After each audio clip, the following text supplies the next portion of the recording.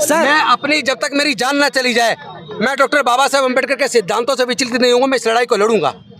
अगर न्यायोचित तरीके से मेरे साथ लोग खड़े नहीं हैं, लेकिन मेरा समाज खड़ा है, मैं बहुत मजबूत आदमी हूँ, डरने वाला आदमी नहीं हूँ। मैं उनको एक और आज आह्वान कर देना चाहता हूँ, बता देना चाहता हूँ, अगर उन्होंने भारत को छूत मुक्त भारत नहीं बनाया, अगर भारत से जातिवाद खत्म नहीं हुआ, तो ये 10,000 नहीं, भारत के अंदर करोड़ों लोग बौद्ध धर्म की दीक्षा लेंगे और बाबा साहब का सपना पूरा करेंगे। राजेंद्र पाल गौतम को 4 घंटे बैठाने के बाद दिल्ली पुलिस ने उन्हें छोड़ दिया है, लेकिन अंदर क्या बातचीत हुई है अभी तक इसकी जानकारी नहीं हो पाई है। लेकिन देख लीजिए, पहाड़गंज थाने का जो है गेट खुल चुका है और इसके साथ ही उनके साथ तमाम लोग हैं। सर क्या बातचीत हुई? सर क्या बातचीत हुई? अरे पहले पीछे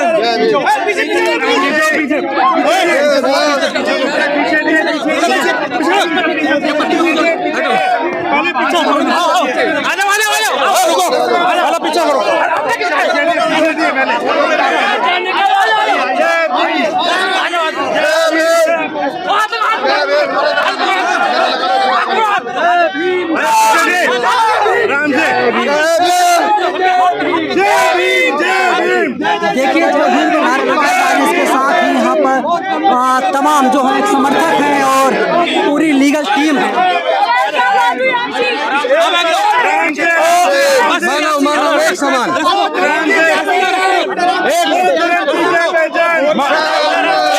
एक मिनट, सुनो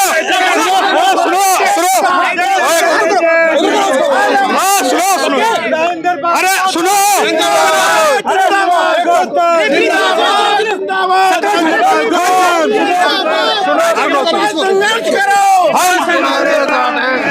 सर क्या बातचीत? आज जो है मंत्री जी को बुलाया गया, उनसे पूछताछ की गई और जो बड़े नेताओं के इशारे पर आज मंत्री जी को बुलाया गया है, जिसमें उन्होंने हमसे कुछ सवाल पूछे हैं। उन सवालों का जो जवाब दिया गया है वो जवाब आपको मंत्री जी देंगे। मंत्री जी बताएंगे जो हमारा जो जवाब था, आप वो बताएं बस। उन्होंने मेरे से सवाल किया, कि जो 22 प्रतिज्ञाएं वहां पर दोहराई गई, क्या वो 22 प्रतिज्ञाएं आज के समय में प्रासंगिक हैं? तो मैंने उसका जवाब दिया कि देश के पूर्व राष्ट्रपति रामनाथ कोविंद जी वो पुरी के मंदिर उड़ीसा गए, उनको अंदर घुसने नहीं दिया मंदिर के अंदर। और मैंने दूसरा जवाब दिया, खैरलांजी कांड हुआ महाराष्ट्र के अंदर, कुमेर कांड हुआ राजस्थान के अंदर, जितेंद्र मेघवाल का मूंछ रखने पर हत्या हुई, और इसके साथ साथ इंद्र मेघवाल की घड़ा छूने पर हत्या हुई, हाथरस की बेटी के साथ बलात्कार करके उसकी हत्या हुई, और अभी लखीमपुर खीरी में 2 बहनों का सामूहिक बलात्कार करके उनको फांसी पे लटकाया गया। मध्य प्रदेश के अंदर होली के दिन होलिका का पूजा करने पर दलित महिला को होलिका में जला दिया गया। कर्नाटक के अंदर मंदिर की मूर्ति छू लेने पर दलित समाज के एक परिवार के ऊपर 60,000 रुपये का जुर्माना लगाया गया। और इसके साथ साथ पूरे देश के अंदर हम देख रहे हैं लगातार दलितों के साथ जाति की वजह से उत्पीड़न हो रहा है। एक IPS ऑफिसर जिनकी पत्नी IFS ऑफिसर है, उनकी शादी थी तो पूरे गांव में उनको धमकी दी गई राजस्थान के अंदर, अगर घोड़ी पे बारात निकालोगे तो तुम्हें हम जिंदा नहीं छोड़ेंगे। मजबूरी में उस IPS ऑफिसर को, चूँकि वो IPS थे, उन्होंने अपने उच्च अधिकारियों से बात की तो राजस्थान के उस गांव को छावनी में तब्दील किया। अगर भारत के अंदर एक IPS ऑफिसर जिनकी पत्नी IFS ऑफिसर हैं, उनको अपनी बारात घोड़ी पर निकालने के लिए इतनी धमकी दी जा रही है और उसको पुलिस की इतनी बड़ी मदद लेनी पड़ती, गांव को छावनी बनाना पड़ता है, तो मेरा यह मानना है कि जिस तरह जो परिस्थितियां डॉक्टर बाबा साहब अम्बेडकर के सामने उस वक्त थी, जिन परिस्थितियों में जातिगत भेदभाव उत्पीड़न की वजह से उन्होंने उस वक्त ये निर्णय लिया कि उन्होंने बौद्ध धर्म की दीक्षा ली और वो 22 प्रतिज्ञाएं उन्होंने समाज के लाखों लोगों को दी। तो आज जब इस तरह की जातिगत उत्पीड़न की घटनाएं लगातार चल रही हैं, तो मैं समझता हूं कि आज भी जब तक भारत छुआछूत मुक्त ना हो जाए, जब तक भारत से जातिवाद खत्म ना हो जाए, जब तक भारत में दलितों को मूंछ रखने पर, मंदिर में प्रवेश पर, मूर्ति छू लेने पर, चूँकि अभी उत्तर प्रदेश के अंदर भगवान की मूर्ति छू लेने पर एक दलित समाज के व्यक्ति की हत्या कर दी। तो जब तक ये जातिगत उत्पीड़न खत्म नहीं हो जाता, जब तक ये छुआछूत मुक्त भारत नहीं बन जाता, मुझे लगता है तब तक वही परिस्थितियां आज भी मौजूद हैं और वही 22 प्रतिज्ञाओं का महत्व आज भी उतना ही है जितना उस वक्त था। ये मैंने जवाब दिया।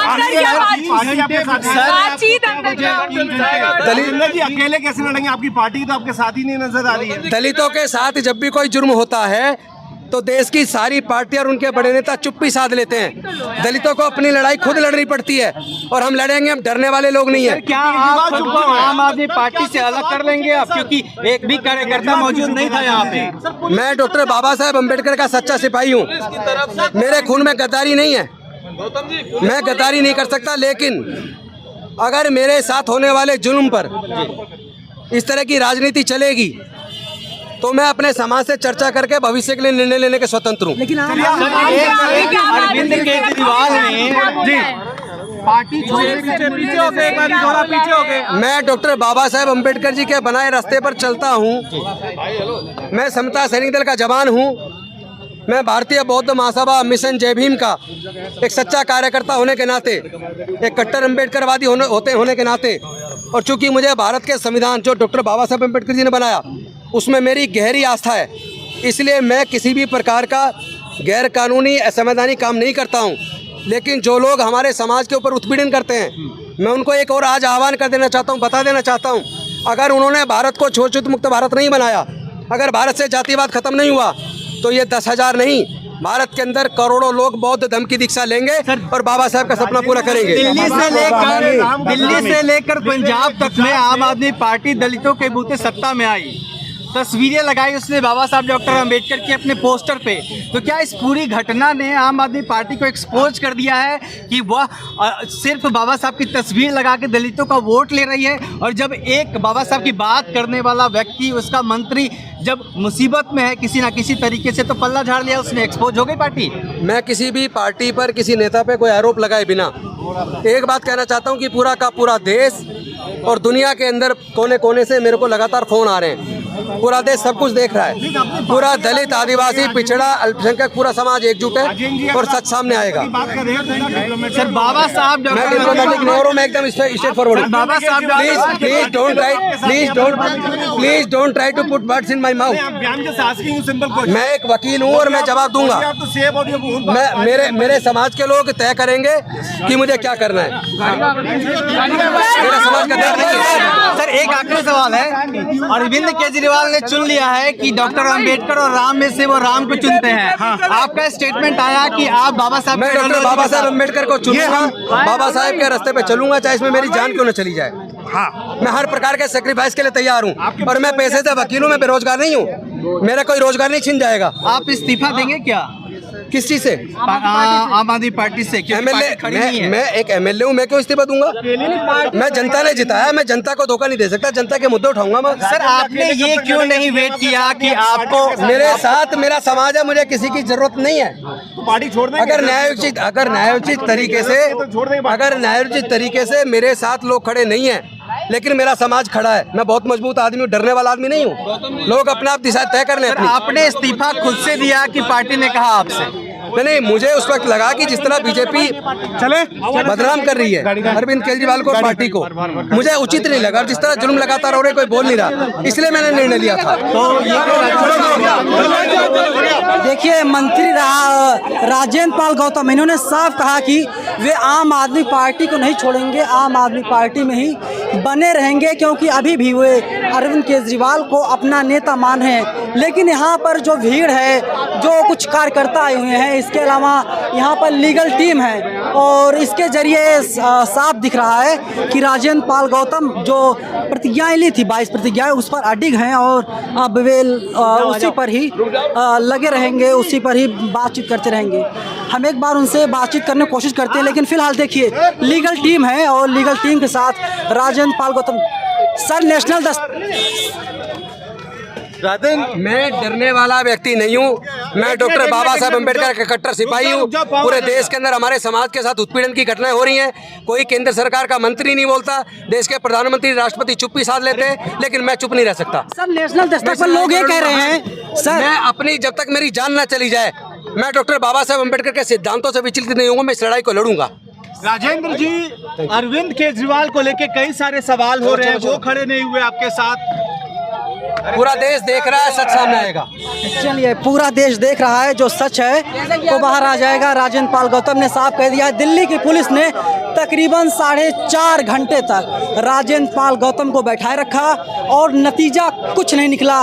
एक एप्लीकेशन लिखवाया गया, इसके बाद छोड़ दिया गया। राजेंद्र पाल से जब दलीलें मांगी गई, उन्होंने जो 22 प्रतिज्ञाएं क्यों ली, तो इन्होंने कहा कि देखिए, आप हाथरस ले लीजिए, आप जालौन ले लीजिए, जहाँ पर दलित हैं, जहाँ के दलित जागरूक हैं या जहाँ के दलित हिम्मत करते हैं, वे लोग मटके से पानी पी सके।